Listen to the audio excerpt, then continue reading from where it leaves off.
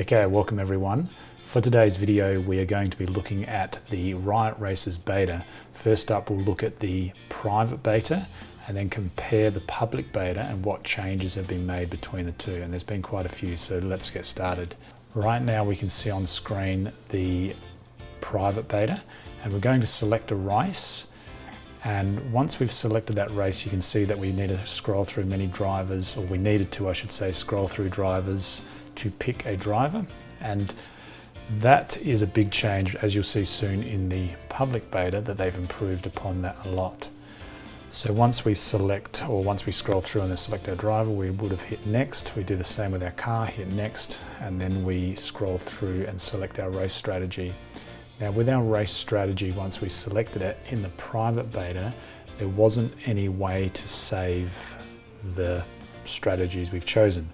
But as you'll see coming up in the public beta, that's been a big improvement as well, where you can change your race strategies for future use or later use.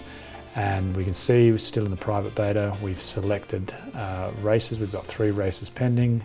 We can now look at our results, so we can check how we went. And when we click there, we can see in this first race I came dead last. And then we can look at a second race, and in this race I do a bit better, so I win. But you can see that's pretty much it. We'll look at the private beta or the public beta now.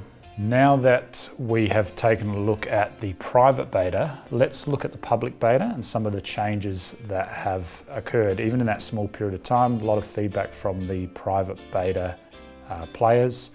And so to get started, remember we need at least 1 car and at least 1 driver, which we can get from OpenSea, and you can see how to do that in my previous video, my last video. And once we get started, we don't need any Riot. We need to go to riotraces.com, connect our MetaMask account, and that's where I am now. And then we click on race, and we're going to enter some races. So we can see this first race here. Now this needs a legendary car. I do have a legendary car. There's 2 out of 3 races. So if I click on that race, big change since the private beta is now I can see all my drivers really quickly and easily. I can just scroll through them. I can hover over to see their stats. I can, instead of having to just click through 1 driver at a time. So this is a really big improvement.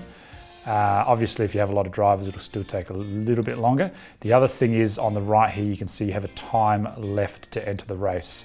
So I have this much time to enter. This stage, I'm just going to randomly click one. So I'll click select, then I go next. And same as the drivers, another big change we can see is that we can now easily look at our cars. So I am going to pick a car. The car you pick doesn't really matter at this stage because there's no upgrades we haven't been able to upgrade our cars. So we click select, then we go to next. Now we choose the race strategy. Screen again looks a little bit different. One thing you'll notice is that I have some saved strategies. So I can click max attack and it just auto-fills a saved strategy, or let's change the strategy selections. And I'm just again randomly picking. But what I would be doing if I was trying to pick more carefully is to look at the weather, the track and the pit and pick my selections based on that. So we've made some selections, we go enter race, and we will go to view pending races, and it should show that that race I just entered is pending, and soon that race will happen and we'll come back and have a look at it. So let's wait for that. I'll see you in a moment.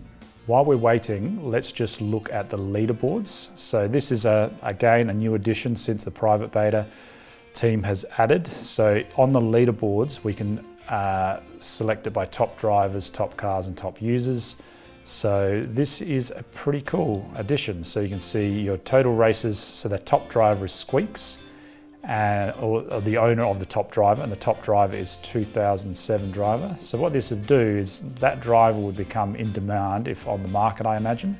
You can see total races, total wins. Win percentage is really high, 76%. And then top threes is 98%, so podium finishes. Remembering though that many of the races are only out of 3 or 5 cars, or all of the races are only out of 3 or 5 cars. this is still pretty cool. Again, we can go back and see, there's some CCY77, that's a familiar face from the Discord. So shout out to well done first place with your the Joker car. And then let's look at the top users. So again, he's doing pretty well, or they are doing pretty well in third place. And yeah, some names you'll recognize, and you can scroll across the bottom. So let's go back and look, has that race run? It has, so we go to results, and there is the race at the top. Let's see how we did. So we came dead last, which is probably good to see because I just randomly selected a driver and a race strategy. So now, say for example, I did like that race strategy, I did win from it, I think it was good.